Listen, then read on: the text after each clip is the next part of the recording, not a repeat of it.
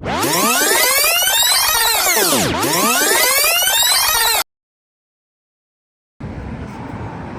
हम downtown Waterloo area में खड़े हुए हैं।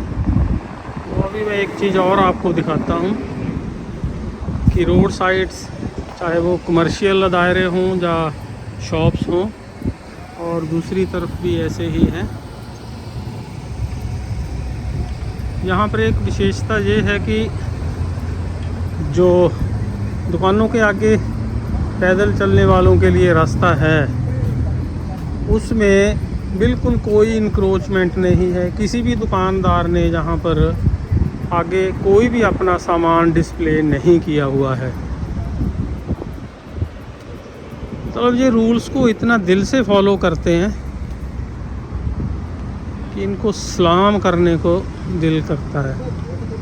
आप किसी भी दुकान का कोई भी सामान, कोई भी आइटम बाहर नहीं देखेंगे।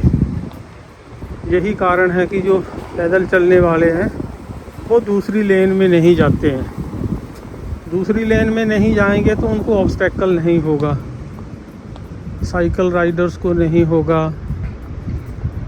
या टू व्हीलर राइडर्स हैं या फिर फोर व्हीलर राइडर्स हैं, उनको कोई परेशानी नहीं होगी अपनी अपनी लेन में गाड़ी चलाने की, टू व्हीलर चलाने की।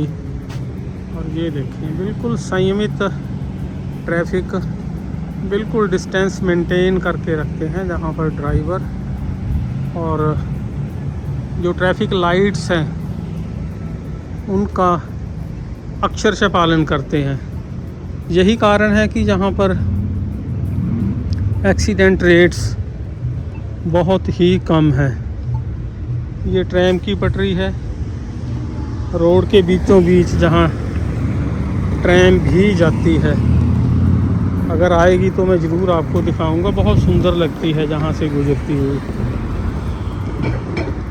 ये वाटरलू का डाउनटाउन एरिया है, इसको अपटाउन बोलते हैं। वैसे जितने भी टाउन है वहाँ पर डाउनटाउन ही है, लेकिन ये इसको अपटाउन बोलते हैं। ये जहाँ बच्चों के मनोरंजन के लिए लाइट्स लगा रखी हैं, इसमें से रात के समय बहुत अलग तरह की आवाज़ें निकलती हैं। ये देखें, ट्रैम आ रही है। और जहाँ पर ये वाटरलू का पब्लिक स्क्वायर है, यहाँ पर लोग इकट्ठे होते हैं अपना मनोरंजन करने के लिए जब भी उनको टाइम मिलता है, विशेष तौर पर वीकेंड पे या फिर शाम के समय। और ये इसकी खूबसूरती बढ़ाने के लिए ऐसा इन्होंने ऊपर से वाटरफॉल किया हुआ है।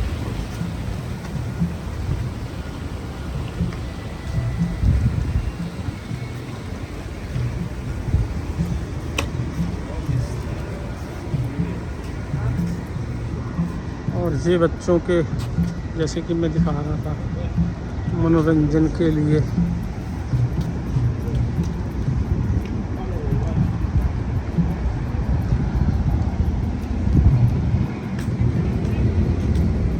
तो मैं बात कर रहा था कि अगर एक दूसरी के लेन में जाके कोई इंक्रोच नहीं करेगा तो बहुत चांसेस कम हो जाते हैं। वेयर एज हमने नहीं बोलना चाहिए, वैसे अपना देश प्यारा होता है जैसा भी होता है, लेकिन अगर हम हिमाचल, ऊना, हुशियारपुर, जलंधर, लुधियाना या फिर अन्य शहरों की बात करें तो वहाँ पर जो मार्केट्स हैं, वहाँ पर जो शॉपकीपर्स होते हैं उन्होंने अपना सामान दुकान के बाहर और विशेष करके रोड साइड तक डिस्प्ले किया होता है, जिस कारण पैदल चलने वालों को बहुत परेशानी होती है। उसी कारण से वो रोड साइड चलते हैं और फिर कोई ना कोई राइडर, दोपहिया वाहन वाला या फिर गाड़ी वाला उनको ठोक के चला जाता है, और बेचारा वो ज़िंदगी भर उसका हशर भोगता रहता है। हालांकि हमारी बहुत सारी संस्थाएं हैं, जैसे कि मैं ऊना की बात करूं तो हमारी रोड सुरक्षा समिति है एक, और उसके साथ साथ हमारा प्रेस क्लब है श्री सुरेंद्र शर्मा जी की अध्यक्षता में, और जितेंद्र कंवर जी महासचिव हैं उसके, और मुनिंदर अरोड़ा जी उसके कोषाध्यक्ष हैं। और साथ साथ में हमारा जनहित मोर्चा है राजीव बनोट जी की अध्यक्षता में। वो समय समय पर इन चीज़ों को उठाते रहते हैं कि भाई अपने शहर को सुंदर बनाने के लिए सहयोग करें। दुकानदार अपना सामान जो है वो अपनी शॉप्स के बीच में रखें, सो दैट आने जाने वालों को, पैदल चलने वालों को यातायात में कोई बाधा ना आए। लेकिन उस चीज़ का कुछ दिन के लिए असर होता है, फिर वही ढाक के तीन पात वहीं पे मुद्दा आके अटक जाता है। तो सड़क सुरक्षा जो नियम है वो नियमों के तौर पर ना लेकर हमें अपनी एक, अगर हम उसको संस्कृति बना लेंगे, थोड़ा सा संयम रखेंगे, तो मेरे ख्याल में बहुत अच्छा होगा हम सब के लिए। जैसा कि हम जहाँ पर देखते हैं कि जहाँ पर चौक के ऊपर कितनी व्यवस्थित तरीके से ट्रैफिक चल रही है। आप देखें ये इन गाड़ियों का आप डिस्टेंस देखें, आपस में कितना मेंटेन करके रखते हैं। कोई रेड लाइट जंप नहीं करता है, कोई गलत लेन में ड्राइविंग नहीं करता है, कोई ओवर स्पीडिंग नहीं है। जहाँ जहाँ जैसे संकेत लगे हुए हैं वैसी वैसी ही स्पीड गाड़ी की रखी जाती है। रैश ड्राइविंग नहीं होती। और एक बात और भी है कि जितना हम कानून को सख्त करेंगे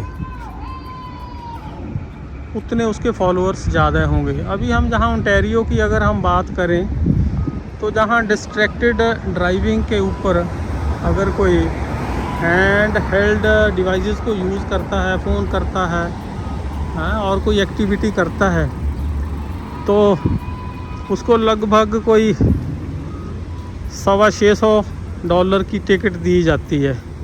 तो वो हिसाब लगा लें कि लगभग 35-40 हज़ार रुपये का जुर्माना होता है। एक आध बार अगर किसी को ये टिकट मिल गई, जिसको हम चालान बोलते हैं, तो फिर ज़िंदगी भर वो भूलता नहीं है और गाड़ी बिल्कुल सही ढंग से चलाता है। पीछे ऊना में दोपहिया वाहन चालकों के लिए डबल हेलमेट की एक शर्त रखी थी, तो धीरे धीरे लोगों ने उसकी पालना करनी शुरू कर दी। क्योंकि ऑनलाइन चालान जब आता है तो उसमें फिर किसी को दोष नहीं देते हैं, ट्रैफिक वाले भी उसमें सुरक्षित हो जाते हैं कि भाई हमने नहीं किया है, ऑनलाइन कैमरा ने किया है तो हम कुछ नहीं कर सकते। तो घर से निकलते वक्त इंसान खुद ही सोचता है कि अगर मैंने पीछे किसी को बिठाना है तो कम से कम मैं हेलमेट का प्रबंध दूसरे का ज़रूर कर लूँ, खुद तो मैंने करना ही करना है अपना। तो इस प्रकार एक फिर संस्कृति बन जाती है, आदत बन जाती है, उससे हम पीछे नहीं हटते हैं फिर। तो ये चल रही है जहाँ पर ट्रैफिक बड़ी अनुशासित, संयमित। अगर हम हाईवे पर भी जाएं तो वहाँ पर 4 लेन या 6 लेन जैसे बनी होती है, जहाँ राइट हैंड ड्राइविंग है, तो सबसे जो राइट में हमारी लेन होगी वो बिल्कुल जो स्लो चलने वाले हैं, उससे लेफ्ट में होगी उससे तेज़ चलने वाले हैं, उससे अगले वाली जो लेन है उससे तेज़ चलने वालों के लिए। अगर उन्होंने सुपर फास्ट अगर किसी ने जाना है तो फिर चौथी या 5वीं लेन में जाके उनको ड्राइविंग करनी होती है। कोई किसी को ऐसे ओवरटेक नहीं करता है, ना ही कोई हॉर्न मारता है। सो दोस्तों, हम सबको अगर सड़कों पे सुरक्षा चाहिए तो हमें इनका पालन ज़रूर करना चाहिए। सो दोस्तों, ये था आज का हमारा ब्लॉग सड़क सुरक्षा के ऊपर। तो स्टे सेफ, स्टे हेल्दी, जहाँ भी रहें सुरक्षित रहें। अगले ब्लॉग में फिर मिलेंगे, तब तक के लिए बाय बाय। Bye bye.